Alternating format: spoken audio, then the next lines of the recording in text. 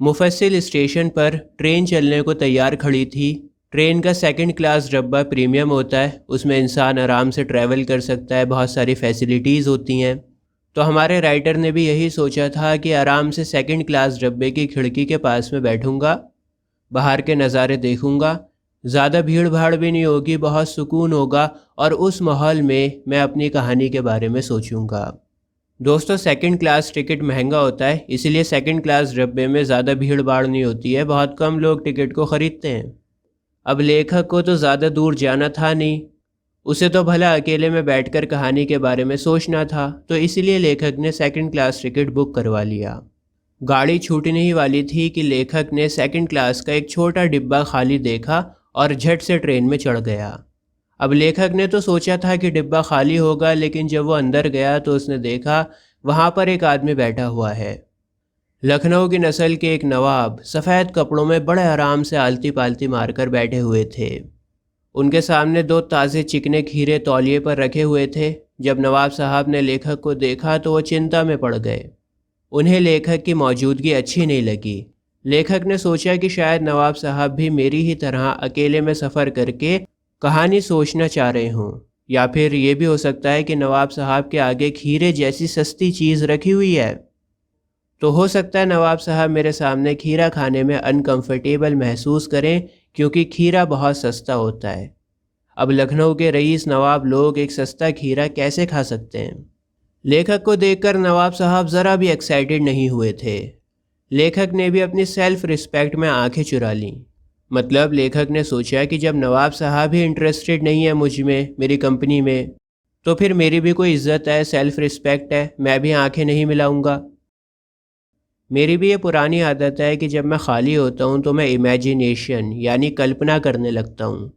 तो मैं कल्पना करने लगा कि नवाब साहब ने सेकंड क्लास का टिकट इसीलिए ख़रीदा होगा ताकि वो आराम से अकेले में बैठकर सफ़र तय कर सकें। लेकिन अब क्योंकि मैंने उन्हें सेकंड क्लास में बैठा हुआ देख लिया है, इसलिए हो सकता है उन्हें ये बात पसंद नहीं आई हो, क्योंकि सेकंड क्लास फ़र्स्ट क्लास से नीचे होता है। भला नवाब साहब कैसे फ़र्स्ट क्लास को छोड़कर सेकंड क्लास में बैठ सकते हैं? ये तो नवाबी के ख़िलाफ़ है। और खीरे भी अकेले में बैठकर खाने के लिए ख़रीदे होंगे, पर अब भला खीरे जैसी सस्ती चीज़ नवाब साहब मेरे सामने खाएं तो खाएं कैसे? दोस्तों, मैं आपको बता दूं कि लेखक अभी सिर्फ इमेजिनेशन कर रहा है, अनुमान लगा रहा है। ज़रूरी नहीं है कि जैसा लेखक सोच रहा है रियलिटी भी वैसी ही हो। तो आगे लेखक कहता है कि मैं तिरछी निगाहों से नवाब साहब को देख रहा था। नवाब साहब कुछ देर तक बाहर खिड़की की तरफ देखकर सोचते रहे। ओह! लेकिन फिर अचानक से नवाब साहब ने हमसे कहा, अदाब अर्ज़ जनाब, खीरे का शौक़ फरमाइए। नवाबी अंदाज में नवाब साहब ने हमसे खीरे खाने को कहा। नवाब साहब के एकदम से बदले हुए हाव भाव लेखक को अच्छे नहीं लगे। लेखक समझ गया था कि नवाब साहब खीरा खिलाकर मुझे भी मामूली इंसान बना देना चाहते हैं। दोस्तों, खीरा मैंने आपको बताया ना कि बहुत सस्ता होता है, गरीब लोगों का शौक़ होता है। तो राइटर को ऐसा लगता है कि नवाब साहब उसको खीरा खिलाना चाहते हैं ताकि राइटर भी एक आम इंसान बन जाए, गरीब इंसान बन जाए। लेखक ने बड़े अदब के साथ में खीरा खाने से मना कर दिया। अब नवाब साहब ने तौलिया झाड़कर सामने बिछाया, गाड़ी की सीट के नीचे से लोटा निकाला, दोनों खीरों को बाहर खिड़की में करके धोया और फिर तौलिए से पोंछ लिया। इसके बाद जेब से चाकू निकाला, दोनों खीरों के सिर को काटा और फिर आपस में रगड़कर झाग निकाले। आपने देखा होगा अक्सर किचन में जब मम्मी खीरे को काटती हैं तो आपस में रगड़ती हैं खीरे को, और ऐसा करने से खीरे की कड़वाहट ख़त्म हो जाती है। तो नवाब साहब भी कुछ ऐसे ही करते हैं। झाग निकालने के बाद बहुत एहतियात से, बहुत ध्यान से छीलकर फाँकों को बहुत तरीके से सजाते हैं। लखनऊ में खीरे बेचने वाले खीरे के साथ में एक पुड़िया भी देते हैं। उस पुड़िया में ज़ीरा, नमक और पिसी हुई लाल मिर्च होती है। नवाब साहब ने पुड़िया में से ज़ीरा, नमक और लाल मिर्च का मसाला निकाला और चुटकी में लेके बड़े ध्यान से खीरे पर बुरक दिया। मसाला डालते हुए नवाब साहब के मुंह में पानी आ गया था। नवाब साहब ने एक बार फिर हमारी ओर देखा और कहा, वल्लाह शौक़ कीजिए, लखनऊ का बलम खीरा है। दोस्तों, बलम खीरे की एक नस्ल होती है, एक तरह का खीरा होता है बलम खीरा। तो कहते हैं लखनऊ के बलम खीरे का शौक़ कीजिए। नमक मिर्च छिड़के हुए खीरे पर पानी आ गया था और उस खीरे के पानी को देखकर मेरे मुंह में भी पानी आ गया था।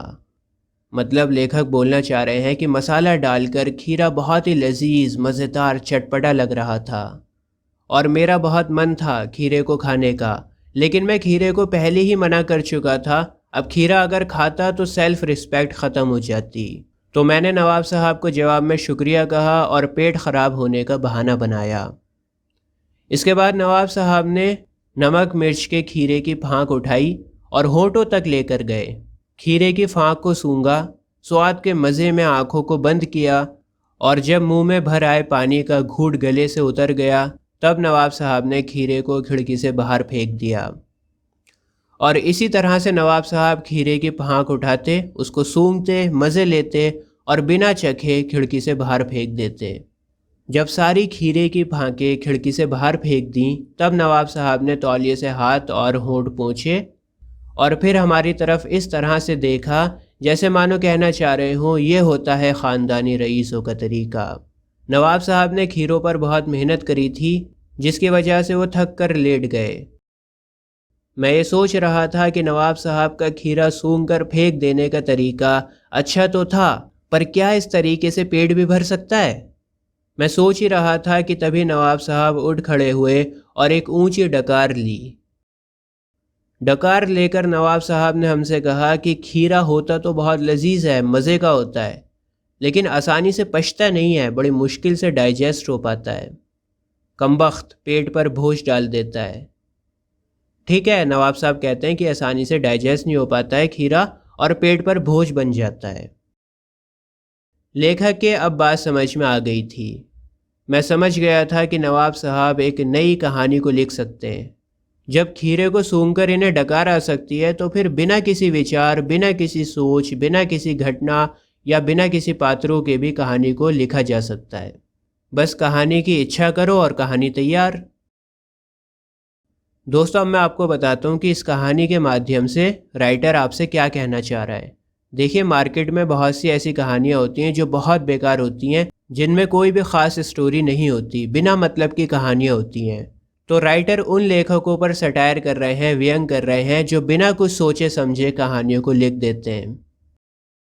राइटर का कहने का मतलब ये है कि जिस तरह से खीरे को बिना खाए डकार नहीं आ सकती, बिल्कुल उसी तरह से बिना किसी विचार, सोच, घटना और पात्रों के कहानी को नहीं लिखा जा सकता। एक अच्छी कहानी लिखने के लिए विचार, सोच, घटना और पात्रों का होना बहुत ज़रूरी है।